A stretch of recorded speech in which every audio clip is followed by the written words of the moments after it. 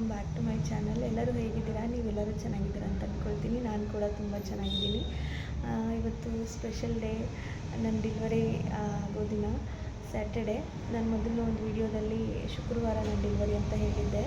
ಅದೇನಾಯಿತು ಅಂತಂದರೆ ಅನಿಸ್ತೇಷಿಯಾ ಕೊಡೋ ಡಾಕ್ಟರ್ ಸ್ವಲ್ಪ ಬ್ಯುಸಿ ಇದ್ದಾರೆ ಅಂತಂದ್ಬಿಟ್ಟು ಡಾಕ್ಟರ್ ಕಾಲ್ ಮಾಡಿ ಇನ್ ಕೇಸ್ ಶನಿವಾರ ಆದರೆ ಏನೂ ತೊಂದರೆ ಇಲ್ಲ ಅಲ್ವಾ ಅಂತ ನನಗೆ ಕೇಳಿದ್ರು. ನನಗೆ ಯಾವುದೇ ಕಾಂಪ್ಲಿಕೇಶನ್ಸ್ ಏನೂ ಇರಲಿಲ್ಲ ಅಂತ ಅವ್ರಿಗೆ ಗೊತ್ತಿತ್ತು. ಹಾಗಾಗಿ ನಾನು ಏನೂ ತೊಂದರೆ ಇಲ್ಲ, ಒನ್ ಡೇ ಅಲ್ವಾ ಅಂತಂದ್ಬಿಟ್ಟು ನಾನು ಒಪ್ಕೊಂಡೆ. ಅವರು ನನಗೆ 4:30 ಒಳಗೆ ಡೆಲಿವರಿ ಮಾಡಿಕೊಡ್ತೀವಿ ಅಂತ ಹೇಳಿದರು. ಓಕೆ, ಏನೂ ತೊಂದರೆ ಇಲ್ಲ ಅಂತ ನಾನು ಒಪ್ಕೊಂಡಿದ್ದೆ.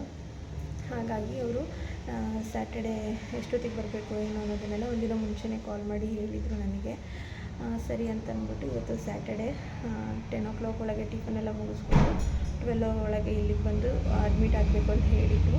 ನಾವು 12ಗೆ ಬಂದು ಅಡ್ಮಿಟೆಲ್ಲ ಆಗಾಯಿತು. ಅವರು ಇಂಜೆಕ್ಷನ್ಸ್ ಏನಿರುತ್ತೆ ಅದನ್ನೆಲ್ಲ ಕೊಟ್ಬಿಟ್ಟು ಮತ್ತು ಬ್ಲಡ್ ಚೆಕಪ್ಗೆ ಬ್ಲಡ್ಡನ್ನೆಲ್ಲ ತೊಗೊಂಡಿದ್ದಾರೆ. 4ರಿಂದ 4:30ಗೆ ಇವತ್ತು ಡೆಲಿವರಿ ಇರುತ್ತೆ. ವೆಯ್ಟಿಂಗಲ್ಲಿದ್ದೀವಿ. ಆಲ್ಮೋಸ್ಟ್ ಇವಾಗ ನಾನು ಬಂದು ಅಡ್ಮಿಟ್ ಆಗಿ ಒಂದು 2 hours ಆಗ್ತಾ ಬಂತು. 2 o'clock 2:30 ಆಗಿದೆ. ಇವಾಗ 4:30 ಒಳಗೆ ಡೆಲಿವರಿ ಆಗಿರುತ್ತೆ. ತುಂಬ ಎಕ್ಸೈಟ್ ಆಗಿದೆ, ಸ್ವಲ್ಪ ಟೆನ್ಷನ್ ಕೂಡ ಇದೆ. ಮನೆಯವರೆಲ್ಲರೂ ಇದ್ದಾರೆ, ಅಪ್ಪ ಅಮ್ಮ ಹರ್ಷ ಸೋನು ಎಲ್ಲರೂ ಇದ್ದಾರೆ. ಫುಲ್ ಎಕ್ಸೈಟ್ ಆಗಿದ್ದೀನಿ, ಹೇಗಿರುತ್ತೆ ಏನು ಅಂತಂದ್ಬಿಟ್ಟು ನೋಡೋಣ. ನಾನು ಈ ಡೆಲಿವರಿ ಜರ್ನಿನ ನಿಮ್ಮ ಜೊತೆ ಶೇರ್ ಮಾಡ್ಕೊಳ್ತೀನಿ.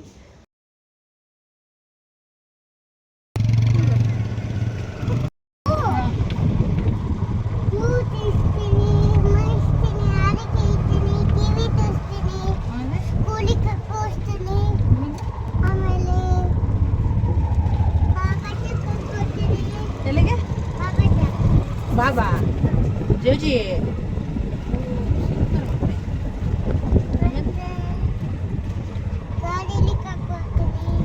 ಹೊಡಿತೀಯ? ಮುದ್ದು ಮಾಡ್ತೀಯ? ಅಮ್ಮ ಕೊಡಪ್ಪ.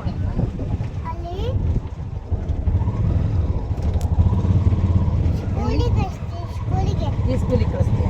ನೀನೇ ಹೋಗ್ಲಿಲ್ಲ? ಅದು ಒಂದು ದಿವಸ, ಅದು ಒಂದು ದಿವಸ. ದಾರಿ ಉದ್ದಕ್ಕೂ ಸೋನು ಪಾಪ ಬಂದಮೇಲೆ ಏನು ಮಾಡ್ತೀನಿ ಹೇಗಿರ್ತೀನಿ ಅಂತ ಹೇಳ್ಕೊಂಡೇ ಬಂದಳು. ಅದನ್ನೆಲ್ಲ ವಿಡಿಯೋ ಕ್ಯಾಪ್ಚರ್ ಮಾಡ್ಕೊಳ್ತಾ ಅಲ್ಲಿಂದ ಹೊರಟು ಹಾಸ್ಪಿಟಲ್ ಹತ್ರ ಬಂದಿದ್ದೆ. ಅವರು ಅಡ್ಮಿಷನ್ ಫಾರ್ಮ್ನೆಲ್ಲ ಫಿಲಪ್ ಮಾಡಿಕೊಂಡು ಅವ್ರದ್ದು ಪ್ರೊಸೀಜರ್ಸ್ ಏನೇನಿರುತ್ತೆ ಅದನ್ನೆಲ್ಲ ಒಂದೊಂದೇ ಮಾಡ್ಕೊಳ್ತಾಯಿದ್ರು. BP ಮತ್ತು ವೆಯ್ಟ್ ಅದನ್ನೆಲ್ಲ ಚೆಕ್ ಮಾಡಿಕೊಂಡು ಸ್ಕಿನ್ ಅಲರ್ಜಿ ಆಗದಲ್ಲೇ ಇರಲಿ ಅಂತ ಫಸ್ಟ್ ಒಂದು ಇಂಜೆಕ್ಷನ್ ಕೊಟ್ಬಿಟ್ಟು ಮತ್ತು ಆ್ಯಂಟಿಬಯೋಟಿಕ್ ಇಂಜೆಕ್ಷನ್ಸ್ನೆಲ್ಲ ಕೊಟ್ಟರು. ಅದಕ್ಕೂ ಮುಂಚೆ ಕೈಗೆ ಕೆನಲ್ ಹಾಕ್ತಾರಲ್ವ, ಡ್ರಿಪ್ಸ್ ಎಲ್ಲ ಹಾಕೋದಕ್ಕೆ ಅದನ್ನೆಲ್ಲ ಹಾಕಿದರು. ಒಂದೊಂದೇ ಮುಗಿಸ್ಕೊಳ್ತಾ ಬಂದರು. ಹಾಗಾಗಿನೇ ಅವರು 4:30ಗೆ ಡೆಲಿವರಿ ಟೈಮ್ ಕೊಟ್ಟಿದ್ರು. 12 o'clock ಅಷ್ಟೊತ್ತಿಗೆ ಬರೋಕ್ಕೆ ಹೇಳಿದರು ನನ್ನ ಹಾಸ್ಪಿಟಲಿಗೆ.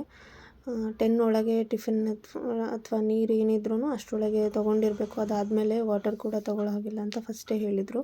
ಸರಿ ಅಂತಂದ್ಬಿಟ್ಟು ನಾವು 10 ಒಳಗೇ ಎಲ್ಲ ಮುಗಿಸ್ಕೊಂಡು 12 ಅಷ್ಟೊತ್ತಿಗೆ ಕರೆಕ್ಟಾಗಿ ಹಾಸ್ಪಿಟಲ್ ಹತ್ರ ಬಂದ್ವಿ.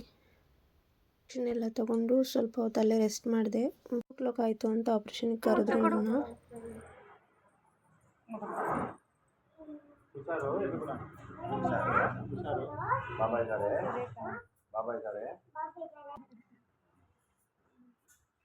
ನೀನು ಹುಷಾರು, ಪಾಪು ಹುಷಾರು ಅಂತ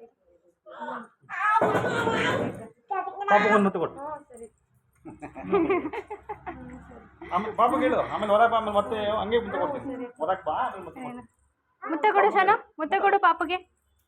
ವಾವ್, ಲವ್ ಯು ಹೇಳು. ಬೇಗ ಬಾ.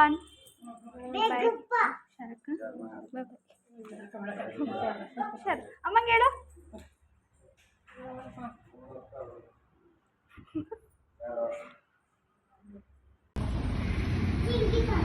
ಚಿಂಗಿ ಪಾಪು.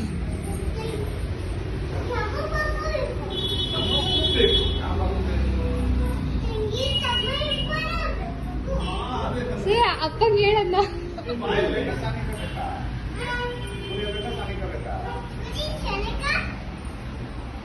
ಸುರೇಶ್ ಅನಿಕಾ ಇಬ್ರು ನೆಕ್ಸ್ಟ್ ಎಲ್ಲರೂ ವಿಶ್ ಮಾಡಿ ನನ್ನ ಆಪ್ರೇಷನ್ ಥಿಯೇಟರ್ಗೆ ಕಳಿಸ್ಕೊಟ್ರು. ತುಂಬ ಭಯ ಆಗ್ತಾಯಿತ್ತು. ಇನ್ನೇನೊಂದು 20 minutes ಈ ಟೈಮ್ ಕಳೆದುಬಿಟ್ರೆ ಆಮೇಲೆಲ್ಲ ಸರಿ ಹೋಗುತ್ತಲ್ಲ ಅಂತ ನಾನು ಧೈರ್ಯ ತೊಗೊಂಡು ಅಳು ಬರೋ ಥರ ಆಗ್ತಾಯಿತ್ತು. ಆದ್ರೂ ಏನು ಮಾಡೋಂಗಿಲ್ಲ ಅಲ್ವಾ, ಹೋಗಲೇಬೇಕು. ಈ ಟೈಮ್ ಹೀಗೆ ಇರೋಲ್ಲ ಅಂತ ಅಂದ್ಕೊಂಡು ಹೋದೆ. ಒಂದು 20 ಮಿನಿಟ್ಸ್ ಅಷ್ಟೇ ಬೇಬಿ ಆಯಿತು. ತಂಗಿ ತಂಗಿ ತಂಗಿ ತಂಗಿ ಬೇಕು ಅಂದಲ್ಲ.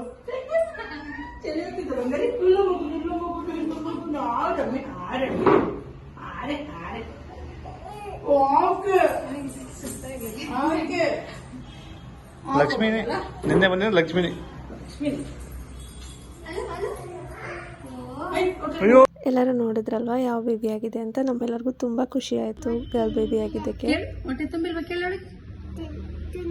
ಹೊಟ್ಟೆ ತುಂಬಿಲ್ಲ. ಬಾಯೇ ಬೇಕು ಗರ್ಲೇ ಬೇಕು ಅಂತ ಏನು ನಮ್ಮ ಮನೇಲಿ ಯಾರೂ ಆಸೆ ಇಟ್ಕೊಂಡಿರಲಿಲ್ಲ. ಮಗು ಆರೋಗ್ಯವಾಗಿರಲಿ ಅಂತ ಅಷ್ಟೇ ಯಾವಾಗಲೂ ಕೇಳ್ಕೊಳ್ತಾ ಇದ್ದಿದ್ದು. ಆದರೆ ನಮ್ಮ ಸೋನು ಮಾತ್ರ ಯಾವಾಗ ಕೇಳಿದ್ರು ತಂಗಿ ಪಾಪುನೇ ಬೇಕು, ತಮ್ಮ ಪಾಪು ಬೇಡ ಅಂತಿದ್ಲು. ಯಾವಾಗಾದರೂ ಒಂದೊಂದ್ಸಲ ಇಬ್ಬರು ಬೇಕು ಅಂತ ಹೇಳ್ತಿದ್ಲು. ಒಬ್ಬರೇ ಬರೋಕ್ಕಾಗೋದು ಅಂತಂದರೆ ತಂಗಿ ಪಾಪು ಅಂತ ಇದ್ಲು. ಅವಳು ಹೇಳ್ದಂಗೆ ತಂಗಿ ಪಾಪುನೇ ಮನೆಗೆ ಕರೆಸ್ಕೊಂಡಿದ್ದಾಳೆ. ಅವಳೇ ಹೋಗಿ ಅಲ್ಲಿ ಇದ್ದಂಥ ನರ್ಸ್ ಎಲ್ರಿಗೂ ಸ್ವೀಟ್ ಕೊಟ್ಟಲು. ಮತ್ತು ಪಾಪು ನೋಡೋಕ್ಕೆ ಬರ್ತಿದ್ದವ್ರಿಗೆಲ್ಲರೂ ಸ್ವೀಟ್ ಹಂಚಿದ್ಲು.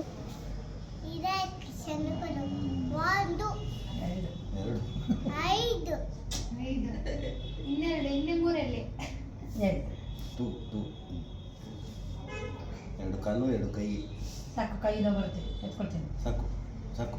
ಬಿಡಲೇ ಅವಳಿಗೆ ಮೈನ ಹೋಗುತ್ತೆ ಕಣಮ್ಮ. ಕೊಡಲೇ ಬಿಡಲೇ ಸಾಕು. ಇಟ್ಕೊಳ್ಳೋದು ಮಗಳೇ